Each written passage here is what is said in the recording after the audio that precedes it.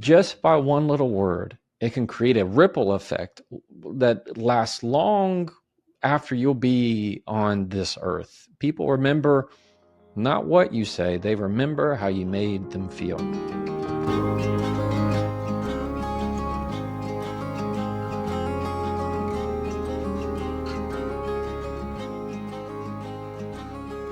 You know, we have talked about algorithms on this show and about how much damage they can do to toxic polarization, but sometimes algorithms can do some good things. And one of those was to recommend some time ago a video from our guest today, Jefferson Fisher. And ever since, I watch everything that he puts out, and I genuinely learn from it. I mean, how many things can you genuinely learn on Instagram?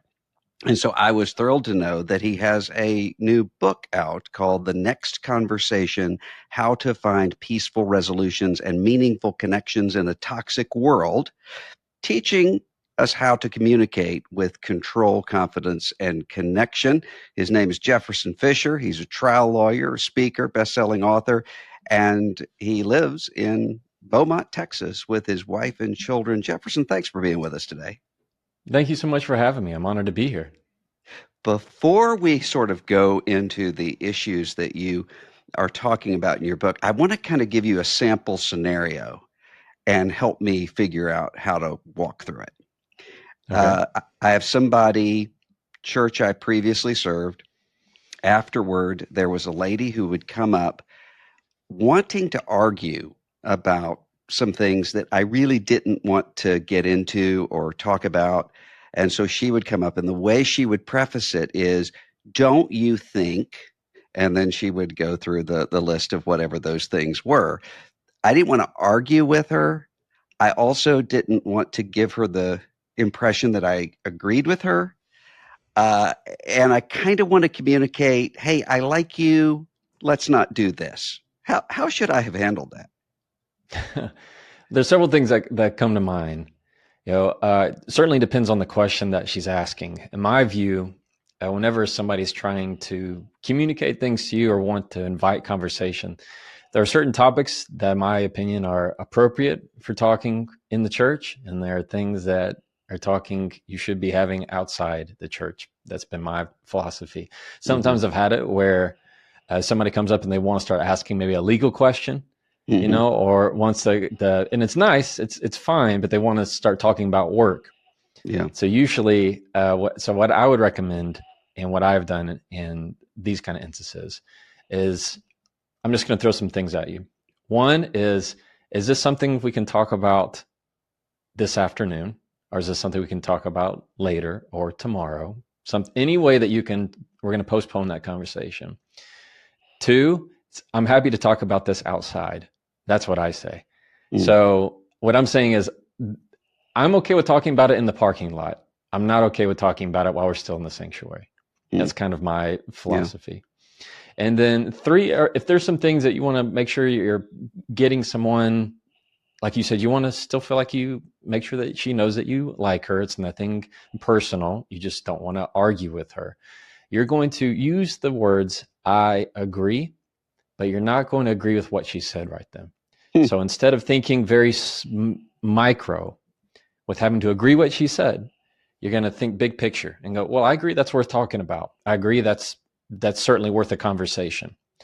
Just her hearing the "I agree" naturally going to pull down her desire to feel like she has to continue to get you to buy in to the conversation. So as soon as you say, well, I agree, that's definitely worth a discussion. I would love to talk with you about it later, or X, Y, and Z. That's going to help prevent that defensiveness from somebody. So if she's saying, don't you think that the palm scanners at Whole Foods are the mark of the beast from Revelation 13 and we ought to be opposed to it, or something like that, to say, I agree we ought to be focused on the themes of the book of Revelation, but we can talk about this outside. Yes, that's exactly what any time just her hearing "I agree" is going to make her instantly kind of pull down on that. Even if you were to say, I'm not sure what I I think yet, or I'm not sure what I agree on yet. I gotta get the whole conversation. Even if you say I agree, this is worth a conversation. They're naturally going to feel like, okay, I'm at least heard. I've at least been acknowledged, because that's really what they're wanting. Is they're wanting you to feel like you're in it. Because of course you may not agree, but you don't want to say I disagree. You could switch it up and say, well, I see things differently.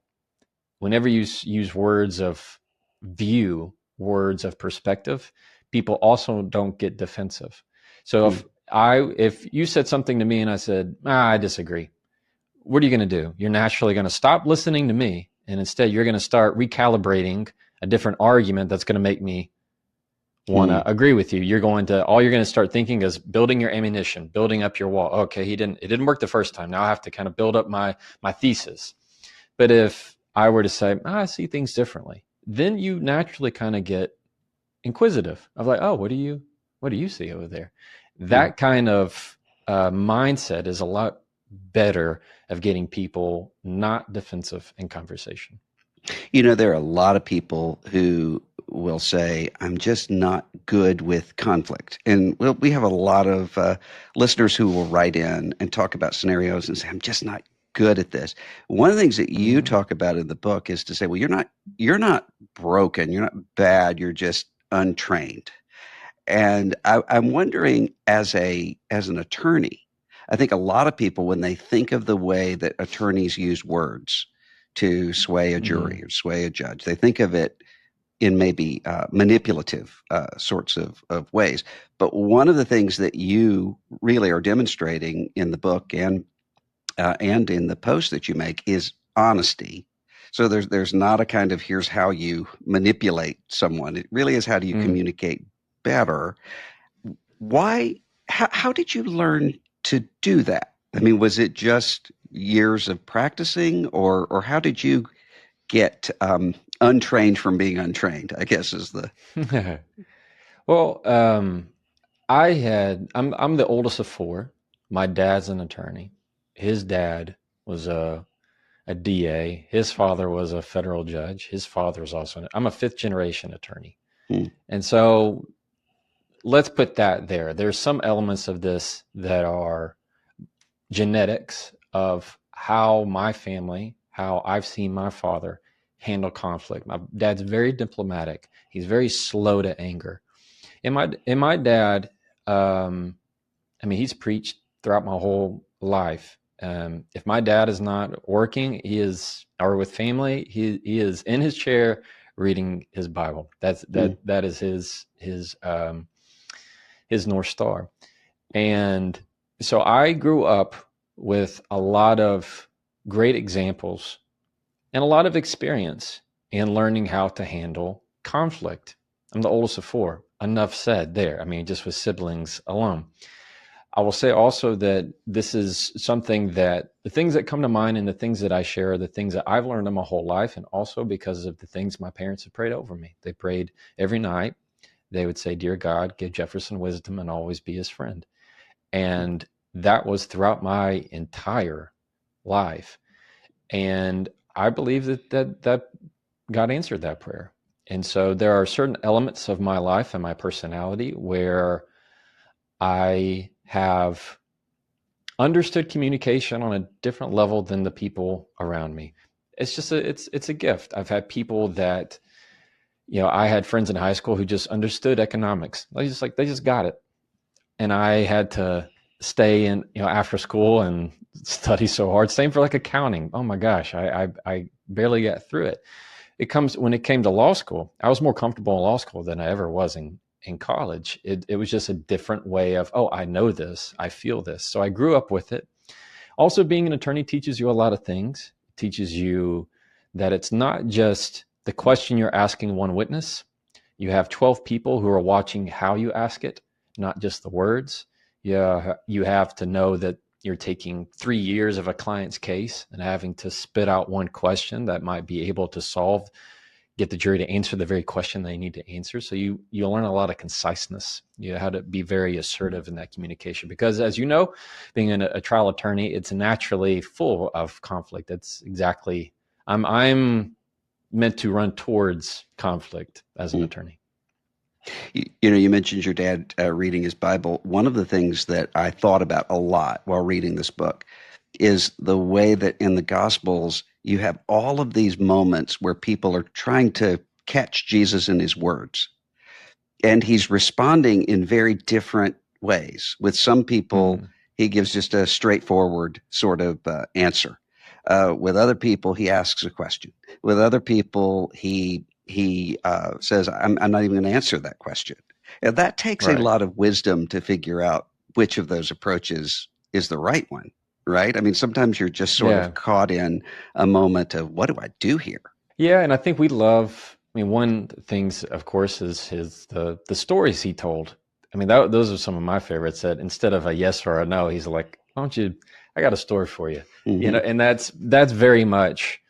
I relate to that a lot because I, I mean, from the time I can remember, I was always around attorneys telling stories, whether it was in a judge's chambers, whether it was them getting together, whether it was a family gathering. There was always stories being told.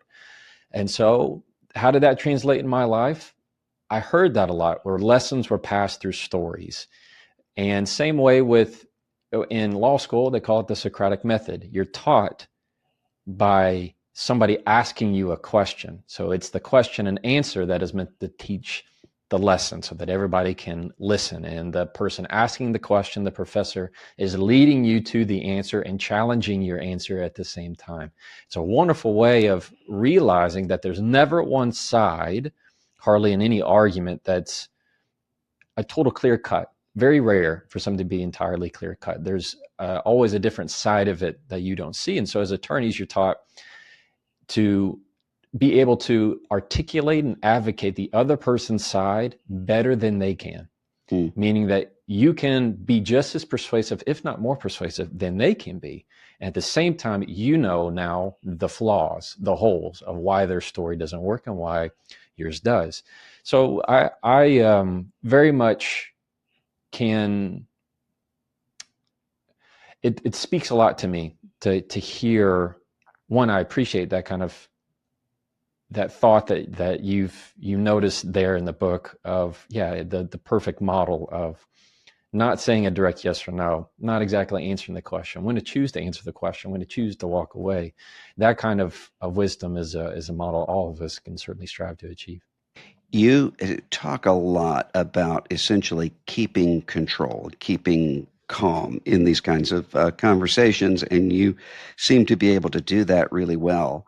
What about someone who will say, well, in the moment, I'm just really triggered or flooded and I get Mm-hmm. flustered and I don't know what to do? What's something they can do to kind of find their footing? One would be a mindset that they don't have to say anything they don't want to say. That's one. Two, they get to choose their timing. I have this with witnesses all the time, my own clients. Just because somebody asked doesn't mean you have to answer. Just because somebody wants a response does not mean you have to give it now. You get to choose your own timing. You get to choose what you say. You get to choose if they're worth your time or not. And so often we feel that, like in your question, when somebody asks you a question, you get kind of flustered about it. Where the wisdom is noticing when you're getting flustered and trying to insert time into the discussion. We feel often that we get so wrapped up in that moment, we get flooded, we get flustered. But when you insert time, it slows everything down. What I teach is let your breath be the first word that you say, meaning where your first word would be in your response, but a breath in its place. And they use that breath before they say something. They use that breath when they're getting information that they don't like. We're really quick to, when we hear information from somebody we don't agree with, we catch our breath. Like we'll take a breath in, but we won't let it out. We'll go kind of suck in a breath, but then we hold it. We hold it. And what are we doing? We're waiting. And the first time we let it out is when we have our response. That's why our voice sometimes has an escalated volume. That's why it feels like sometimes we're putting out too much pressure, because our body we've left it no room to go. But if you continually focus on your breath, then what you're telling your body and biologically is what's in front of me is not a threat to me. What I'm hearing is not a threat to me. Their different opinion, their different philosophy, their different theology is not a threat to me. And that's how to, keep yourself much more regulated in that conversation. And Jesus, sighing deeply, said to them, "An unfaithful generation seeks a sign." So that makes a lot of sense to me. It is how do you know? It seems to me with a lot of kind of conflict situations, I've realized it's not so much that that I'm being kind of alarmed by this person. It's that if I really think about it, this person reminds me of someone else or some other situation. I'm actually responding to that or to them. And I think that Yeah. happens with a lot of people. How do you know if you're doing that? If you're doing that, Yeah. I think sometimes it takes a lot of self-awareness, and not everybody's easily equipped with that. It takes a lot of emotional intelligence. Not everybody's equipped with that. It doesn't mean it's a character deficiency. It's usually a skill deficiency, just not having a lot of experience. There's some people who say, I can't swim. I can't handle conflict. Well, have you been in the pool? When's the last time you actually engaged in difficult conversation with people? So it's one, recognizing that feeling inside of you. What I like to teach that helps in self-awareness is beginning with the phrase, I can tell. I can tell I'm not ready for this conversation. I can tell I'm getting upset. I can tell I'm getting defensive. I can tell I'm getting frustrated. Whenever you use the phrase, I can tell, it is like writing it down on a piece of paper and putting on the table between the two of you. Now you're not becoming the feeling. There's a big difference. If I were to just, let's say I'm getting defensive based on something you said, Russell, and I start acting on it instead. I start raising my voice. What about you? And I start to display because I'm saying I am defensive. Well, I'm not. I'm Jefferson. And Jefferson just has a feeling of defensiveness. But if I say I can tell I'm getting defensive, when I claim it, I control it. Now I know where that feeling is. Now I know where it's coming from. And that exercise alone can be very groundbreaking for a lot of people of realizing that they truly have a lot more skill than they thought they did over regulating their emotions. There are some people who use the word boundaries, and it's almost like the word judgmental. It kind of can be employed either by people who use the word boundaries to say, I'm just done with everybody. I'm done with you. Or people who feel really guilty when they set up any boundaries at all. They feel like they're controlling people or so forth. How do you know when you're setting up the kinds of boundaries that are going to protect peace rather than just to be a kind of self-protectiveness or defensiveness?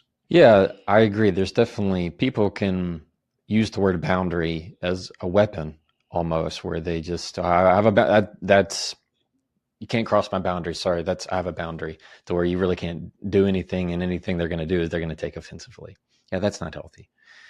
What I teach when it comes to boundaries is that it's more like a manual that you tell people on how they're going to interact with you, how they are going to talk with you. A lot of the time in conversation, especially in difficult conversations, ones that are really emotionally tied up, we give people remote controls to just press our buttons, especially people close to us. They know exactly where those buttons are. They know, oh, okay, I'm gonna press this button right here, and that's gonna make me really upset. They're gonna talk about this insecurity, and it's gonna really make me upset, and I might start yelling, and they're just playing your emotions. Instead, what I teach is that you want to have the mindset of giving someone a manual to where if they are, let's say, yelling at you, you go, this is a mindset, mind you. They start yelling at you, you go, hey, look, if you turn to page 72, line C, subsection D, I don't respond to that volume. somebody says something disrespectful, yeah, I don't respond to that tone. So that's the kind of boundary that is saying I'm protecting my peace. And you kind of say it as if you're laying out the rules to a new game that you're playing, that like them's the breaks. Like, this is what, if you want to communicate with me, then this is how it will be. If not, then we're not going to communicate. And that's just how it's going to be. I can remember my dad, I'd come to him with something and I'll say, well, I don't know, that's going to make them upset. And he'd go, yeah, they'll be upset. You know, yeah, I guess they'll be disappointed. Yet you can't feel somebody else's feelings for them. And when I say put up a boundary, I'm going to define that real quick. I put it in 3 easy steps. I say, 1, the behavior, you're naming the behavior that you're not going to allow. 2, you're going to say, if you continue this behavior, in other words, if the present still continues to go on. 3, it's the consequence. And it might sound like this. I don't allow people to talk to me disrespectfully. If you continue to talk to me that way, this is going to be the end of the conversation. Simple, easy, direct to the point of, if you want to talk, calm. We can talk. You have that option. Exactly. Yeah. Calm, controlled. And when you say things like that, who sounds more centered? Who sounds more controlled? It's always going to be the person who has the calmer voice. You talk about this with the rule book. I think that's really helpful. And you use this language of shepherding a conversation. You're sort of modeling for people how you want to have the conversation, how you want to talk. What about when that doesn't work? And you just have to say, okay, we're ending it now. How do you do that in a way that doesn't escalate the fight? Well, you can only control if you escalate. You can't control if they escalate, because more than likely they're going to be upset because they're realizing they can't control you. They don't have any control of you, and you don't need their permission. So yes, there are certain ways that you're kind of the herd dog of the conversation, trying to nudge it back into view, keep it calm, keep it peaceful. When the person really just wants no part of it, what I always recommend is, I'm going to talk about this later. Anytime you can push off the conversation, because what you're hearing is they're typically flooded and they need time to regulate.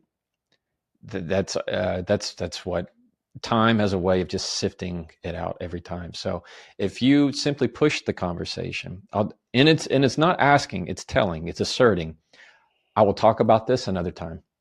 I will talk about this next week. I will talk about this X. So whenever you're saying, I will do whatever, I'm going to whatever, that's a very assertive voice. I'm going to talk to you later. Instead of just, you ever been on the phone with somebody and in the middle of conversation or an argument, they just hang up, in the middle of it, just hang up. What's much more assertive is to say, I'm going to end the conversation right now. And then you click. Because they're never going to let you out. They're not going to. Sometimes you have to get out of that conversation. Sometimes you have to hang up, but it's much more assertive to say, I'm going to end the conversation right now. So 1 is to delay it. 2 would be to understand that, like I said, there's nothing that you're going to be able to do to really calm them down. You just have to choose what's best for you. That means you say, what's best for me right now is if we give this some time. If we give this some time, again, you're inserting the regulation into the conversation just by doing that. Those are the things that come to mind, top of mind, that I know will be helpful if somebody's just not having it. You had a video once that I found really helpful. I sent to a lot of people about what to do if someone kind of makes a sarcastic barb. You're in a group of people, you're standing around, and someone just lands a zinger on you that's meant to insult you, meant to rile you up. And you said, if I remember right in the video, to stop and to ask them to say it again. Yeah. That's kind Correct. of counterintuitive. Yeah. Why does that work? It is. Well, thank you for sharing that video, by the way. It works because people don't like to show they're ugly. People don't like it to be seen. They much rather, have a attack and then come back behind the wall, have a little attack and come back behind the wall. They don't like the exposure. So when somebody says something ugly, it's a barb, It's not nice. It's rude. It's insulting, dismissive. And instead of responding, you give it some time. You give it a few seconds to calm yourself down. Then it brings more attention to how you respond, right? Because everybody's waiting. And you say, I need you to say that again. Or I need you to repeat that. It's the worst thing they could probably possibly hear, because they don't want their ugly to show. They wanted that response from you. They wanted it to be your turn to talk. And instead you're saying, no, I need you to say it again. You're forcing them to double down on it if they're going to. Most people don't. Most people can't. They'll adjust what they say. They will not say it the same way. They'll fix it because they're realizing, oh wait, it didn't work. It's like kind of winding yourself up, getting yourself all puffed up to ask a girl out to the prom, and you ask and she goes, what? I'm sorry, I didn't hear you. And you're like, well, I just was wondering, do you know a good, burger spot? You've already shot your shot. And so whenever you ask them to repeat it, they won't. And after you do that, let's say they do repeat it exactly. I want you to use a question of intent. This sounds like, did you mean for that to embarrass me? Did you mean for that to sound rude? Did you mean to try and call me out in front of everyone? Like that kind of thing. You're using a question that gets to their purpose, their motive of why they asked it. And a lot of the times people don't like to face the truth of their motive. The motive really was for you to feel bad. The motive was to make them feel better and you feel worse, but they don't want to admit that. And so they will, again, come up with a terrible excuse or fix it or apologize. And you see how we've yet to really answer. We haven't done anything with it. We've simply been a mirror to what they said. The ball hadn't even gotten to our side of the court yet. That's where the true strength lies. I think about sometimes often when I'm reading or seeing your stuff, and I've shared this with our audience before, but my late friend Tim Keller, pastor in New York, said one time that he was preaching and there was a woman in the congregation who had never been in a church before. She didn't know how things went. And whatever he was preaching, she just kind of yelled out, yeah, but what about whatever, some objection to it.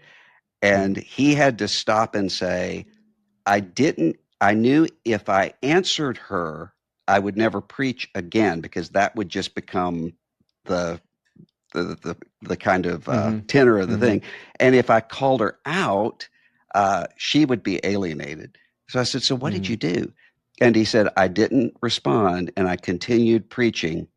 And he added it into the sermon as though he'd always planned to say it. Now, some of you might be asking, and answered the rhetorical question, and said he talked to her afterward, and she felt respected and heard, and he kind of shepherded the time together.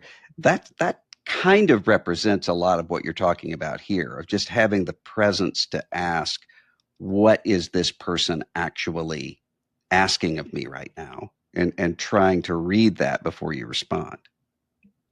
Right. It's having the wherewithal in the moment of knowing what I say right now is just one little thing.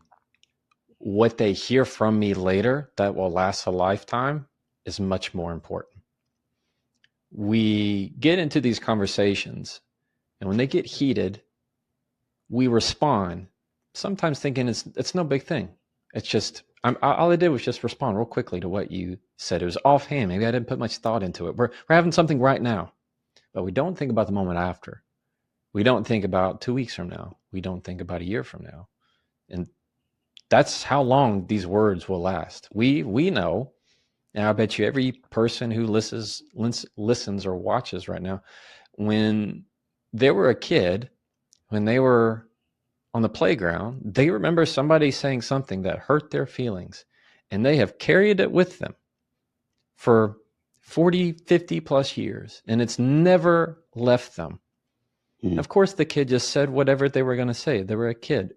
You know better now. But the point is, just by one little word, it can create a ripple effect that lasts long after you'll be on this earth. People remember not what you say. They remember how you made them feel.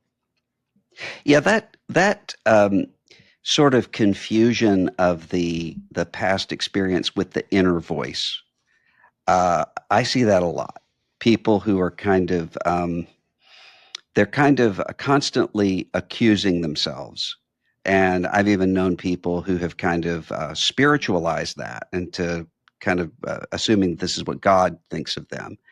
And sometimes those people will say, I understand intellectually that this voice inside of me is not telling me the truth, but I can't I can't really change what it does to me limbically. I can't do with what I'm how I'm kind of responding to that. Are there ways that they can sort of stop in the moment when it's not somebody else? It's just that inner voice that's saying something to them that they really shouldn't hear. I'm a fan of redefining words, meaning if there's a word that I know is going to affect my mindset, I get in the habit of redefining them. I had a friend of mine who um, always felt like she was rejected, and she would go and mentally in her mind go to that word in the dictionary and reword it. Of it wasn't rejection for her not being good enough. It was what they would say is God's redirection. It Mm, was a choosing of putting me somewhere else. And just because this is how I feel on page 7 does not mean I'm going to feel the same way on page 8. The point is to turn the page. And when I apply that mindset to my own life of knowing, yeah, I know there's a voice inside of me that's telling me something. And it's mine to choose to believe it or not.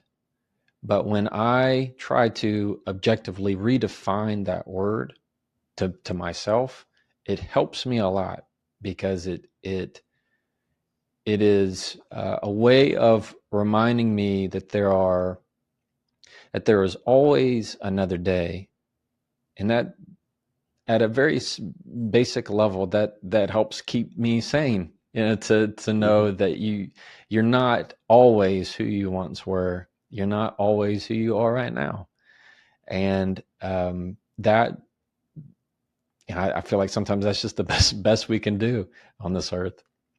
In your experience, are people right when they say just bringing that to awareness is itself a way of helping it? To say, I think right now I'm telling myself a story from an old script. And to realize that, okay, I'm responding to this right now and I'm gonna name the response. Is that helpful? I think it's very helpful because it is an exercise. But whatever's going to work for them, great. It's an exercise. I have different exercises that I do to make sure I'm getting my mind in the right place. Breathing is certainly one of them. Being able to tell myself, I'm going to respond to this way. I'm going to come at it this direction. I'm going to have a thought. It's kind of this ability to be able to detach yourself from what's happening and be able to see it like you're watching a movie. That's Mm. very beneficial to be able to see the emotions you're having. So, what does detachment mean for anybody listening? To me, that's imagine having a conversation with someone or an argument with someone, and instead of in it from first person point of view, as in you're looking through their eyes, instead you're sitting in a crowd, you're sitting in a movie theater, and you're watching two people, one of them is you, have a conversation. Being able to use words of detachment in a positive way of saying, for example, the one of I can tell I'm getting defensive. That's a word of detachment that helps you kind of shift that mindset. So yeah, I think having the ability to use exercises that get you in the right mindset when you speak it out loud, I think there's a power in words when they're said out loud. It's Mm. using saying them out loud is it puts them into practice, puts them into action. Would your counsel be different if you're talking about people in a marriage where maybe you have people, or maybe they're not married yet, but they're thinking about it and they're trying to Mm-hmm. figure out, okay, how do we argue in a way that's really productive and not counterproductive. And how do we make sure that the way that I argue isn't going to be something that provokes the other person, and they're trying to learn how to argue together? How do you counsel people to sort of anticipate those arguments they're going to have? You're going to have arguments, to anticipate those, to figure out ahead of time what to do. Have the conversation about the conversation. Whenever you create house rules, that's what we have in our house. It's like a invisible contract of when we get into these conversations, these arguments, what are the rules of play? That means you're going to have a conversation with your spouse of, and it will be an uncomfortable conversation for a little bit of, how do you feel like I argue? What do I do that in an argument that really upsets you? What do you wish that I didn't do? What would be more helpful in an argument? And then they ask that of you. So you're able to know the good that happens, the bad that happens, and then you have an agreement. You write it out. A wonderful way of doing that is to actually write it out between the two of you. Of writing out, you will not do this, you will not do that, I will not do this, I will not do that. And you come to an agreement on it. If you want to, sign it. It's just a way of remembering, I've kept my contract, I've kept my word. So when we get into these arguments, there is a formality to it, a way we're going to do it. Now, I'm not saying that it has to be structured and rigored, and you can't just have organic conversations and not be normal, regular humans. That's not what I'm saying. It's more of just the intention of knowing we're not going to get into these arguments in just absolute chaos, and it's going to be terrible, and we're always just going to wish we knew how to do them better. My question is, have you actually had the conversation of, between the two of you, what would be a better way to argue and have conversations that's going to improve our life rather than make us more regret our life? And what do you do when you get it wrong? When you break the contract and you're thinking, what do we do now? Do we go back and rework through that? Or do we just sort of move forward and I resolve to try not to do it again? Well, mistakes are going to happen on both sides. So nobody's perfect. When you make a mistake like that, first thing to do is to apologize immediately. 2, name the rule that was broken or say something about fairness. Or helpful. So if, for example, if I'm somebody, let's say I'm in an argument with you, Russell, and I say something that's broke our agreement, so to speak, something that's outside of what we had talked about, I'm going to be the first to say, I'm sorry, that wasn't helpful. I'm sorry, that wasn't what we agreed to. I'm sorry, that wasn't fair. So when you get really quick on apologizing, and you get really quick of naming that wasn't helpful, that wasn't fair, and then naming your next time, like next time I'm going to, and you're going to name what was supposed to be followed. Or same way for an apology. I mean, just a regular apology. Apologize for what you did. Acknowledge how it made the other person feel, or acknowledge what they think of the situation. I'm sorry, that wasn't kind. I'm sorry I raised my voice.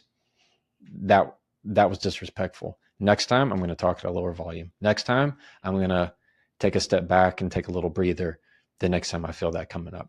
Anytime like that, you're showing some consequence. You're showing repair in the conversation. Sometimes I will wake up in the night and think about something I said 2 days before, 3 days before to someone where I think, I hope they didn't misunderstand me to be saying something else.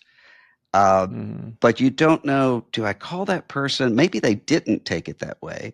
Do I call that person and say, hey, because what I don't want to be is in my church youth group when I was a teenager, we had a girl who was notorious for, when we would have like a youth camp and going around the circle talking to one another, she would apologize for things in a way that would just really eviscerate somebody. They had no idea that she had any problem with them, but she would say, I really need you to forgive me for having in my heart this sense that you're a loser and that you're whatever, and just insult the person. And I'm trying to think, I don't want to do that.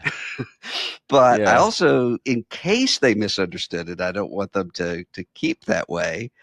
What do you do? Yeah. I, I am of the proponent that if it's in your head, you got to get it out. And so if you feel like, oh, I might have said something that they may have taken the wrong way, rather than you living with that, in your head rent free, there's nothing wrong with calling them up and saying, I said something 3 days ago. This may be catching you off guard. I need to get it. I need to get it out of my head. The same way of saying, I need to get it off my chest. Nobody ever gets that kind of call and goes, how thoughtless of them, how rude. Mm. No, how do they take it? They appreciate it. They go, oh, well, that's, even if you are wrong on it, even if they never took it the way that you thought, they're going to go, oh, okay, well, I appreciate you even following up with me. You're going to be seen as more thoughtful. You're going to be seen as more genuine, more authentic. Why? Because you're sharing rather than storing it in, and rather than assuming, you're being open. You talk about listening to learn and not to reload. And I can think about times in my life where I've actually changed my mind about something because of a conversation. But I cannot think of a time where I've changed my mind in the conversation, where it's Correct. okay. Yeah. It's just kind of later I ponder and think, I think that person had a point.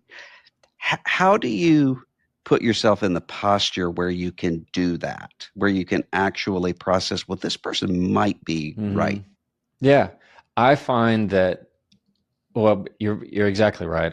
I teach that when you go into arguments, difficult conversations, have something to learn, not something to prove. When you're in the conversation with somebody and you tell them that they're wrong, they're only more convinced that they're right. They're never going to say, you know what, you got me. I was so dumb. You got me. That was so wrong of me to think that way. They don't ever think that. Instead, they just build up more ammunition. So how do you get yourself in that mindset of rather than having something to prove says, I don't think you know who you're talking to. Now, let me list all the reasons why you're an absolute idiot. Having something to learn says, I wonder why they're saying that. I wonder where this is coming from. You start using questions that open them up. So these are questions that begin not with didn't, like, didn't you say? What about, or don't you think? Like, that's a closed-ended question. It leads to an answer. A closed-ended question is a question that makes you only say yes or no. Open-ended question is a where, a what, a when, a how. So rather than being so closed-minded on them, ask a question. Well, where did you first learn that? Oh, how long have you felt this way? How long have you thought that? Get really curious, turn it into story time of how they learned it, because most likely what you'll learn is they didn't get it from themselves. They got it because their dad believes it, their mom believes it, their grandmother believes it, because they went to a summer camp when they were 8 and that's what they were told. And now that's become their identity. So just by telling somebody in the moment, you're wrong, what you're saying is your whole identity, everything you know, your family is wrong. If people will get so defensive for other people that you don't know about, they won't listen to your evidence. They don't care about the evidence. You're trying to say my grandmother's wrong. Right. And I will go to the ends of the earth before I allow you. Forget your logic. Forget your analysis. Forget your text. Don't you dare say my grandmother's wrong. And they will dismiss everything you say simply to support and defend that identity and those people that make that up. So when you have something to learn rather than something to prove, you're gonna find out, oh, okay, oh, well, your dad knows this, or your mother got this. Okay, and now you're starting to realize this is far more entrenched. You think one conversation is instantly going to change somebody's mind. That's not the way it happens. Do you think that social media has made this worse, or do we just see this kind of toxicity more because of it? I think both are true. Social media has made this worse because there is more exposure to it. Social media has told everybody that they all have opinions, and they've it's told everybody that you should share all opinions. I've never seen people who are more worked up and they have, they have 50 followers and they are going just hitting the nails on some issue that they saw on probably a fake news site. And so becomes such a cycle where the algorithm feeds them the information that gets them worked up. The algorithm feeds them the negative information, the stuff that they get so mad at. The algorithm doesn't care if it makes you happy or makes you sad. It just cares about the thing that you feed.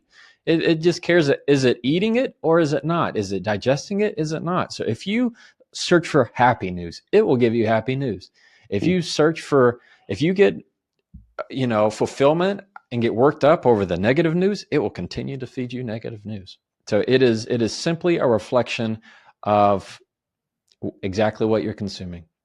We talked about that inner voice from old conversations, but we talked about it in more of the negative way. I can think of some things my dad said to me, my late father, a couple of times that I don't think he would ever remember.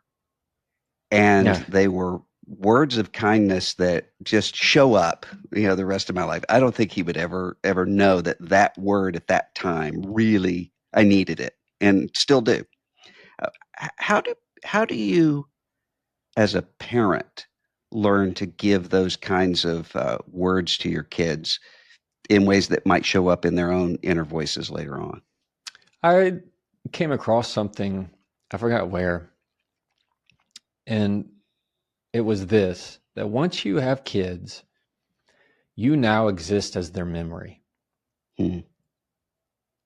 Meaning there'll be a day that you're gone and all they'll have left is the memories of the things you tell them and the time that you spend with them. How do you make sure that you leave them in a position to where they have these moments where they can look back? Is to make sure that you're a safe space for the good and the bad. The worst thing I can think of, my son's 7, my daughter's 5. Scariest moment for me is to even dream of a time where they do something bad. I'm talking not now. I'm talking when they're 17, 19, 21, and they do something bad, and they will. And the first thing they think is, oh, I can't tell dad. Like that would destroy me. That thought just wrecks me. And I know that kind of stuff happens because it can happen if I establish a pattern of every time they come to me, I say, what's wrong with you? Every time they come to me now, I say, what are you thinking doing this? Like they can't come to you because they know if I tell dad the truth, if I tell him when I get in trouble, that I'm going to be severely punished. I'm going to, not discipline. I'm not talking about not disciplining your kids. I'm saying you build up a wall where they don't feel comfortable to talk to you. Then all you're doing is just ensuring that they won't years from now. And so you need to create a safe space. What does that look like? It sounds like you saying, thank you for coming to me with this. It sounds like, I'm so glad that you chose to talk to me. Hey, it means a lot that you came and told me about this. That's the kind of thing that's going to ensure this is a safe space for your kids. I had a friend who gave me a piece of advice about parenting who said, don't ever say to your child, I can't believe that you would fill in the blank, which gives this picture of there's something shocking you could do that would end up breaking the relationship, which is kind of what you're talking about here. You want to have that future conversation that might be about something a lot more serious than whatever this is right now. I can't believe you would draw on the wall or whatever it is. Exactly. Yeah, no, that's exactly right. It's the same thing with what's wrong with you. You can easily use that. And what does a kid think? Something is wrong with me. I don't want to tell them about this because they're going to think something is wrong with me. Well, before we go, you're an attorney. A lot of people have no idea what that's like. Tell us a movie that really does give an accurate picture of what it's like in the courtroom as an attorney, and maybe one that's not? Oh, that's hard because I don't think there's any real show, any movie that I've seen that actually does. Probably the one that does not the most is My Cousin Vinny. No, just not even close. There's the one that I like. I'm be thinking of the right one. It was early on. Matthew McConaughey. I don't know if it's A Time to Kill. I can't remember. It's based on a John Grisham novel. So if it's based on a John Grisham novel, it's about as accurate as it can be because he knows his stuff. Jefferson Fisher is the author of The Next Conversation: How to Find Peaceful Resolutions and Meaningful Connections in a Toxic World. And how can people find the stuff that you put out, Jefferson? I'll make it pretty easy. They can go to jeffersonfisher.com, find all of my resources there. You can go onto Facebook or Instagram or any social media and type in Jefferson. I'll probably pop up. It's Jefferson Fisher. You can get my book, The Next Conversation, Argue, Let's Talk More, wherever you like to get books. Probably the easiest one is Amazon or Barnes & Noble. And I thought of an even better, more accurate movie is 12 Angry Men. 12 Angry Men is a very realistic. It doesn't show the courtroom, but that shows a very realistic view. And it's just a wonderful movie on the human dynamic of what we see and how we respond. 12 calm, grounded, connecting, communicating. Yeah. Healthy, stable. Yeah. Jefferson Fisher, thanks so much for being with us today. Thank you so much for having me.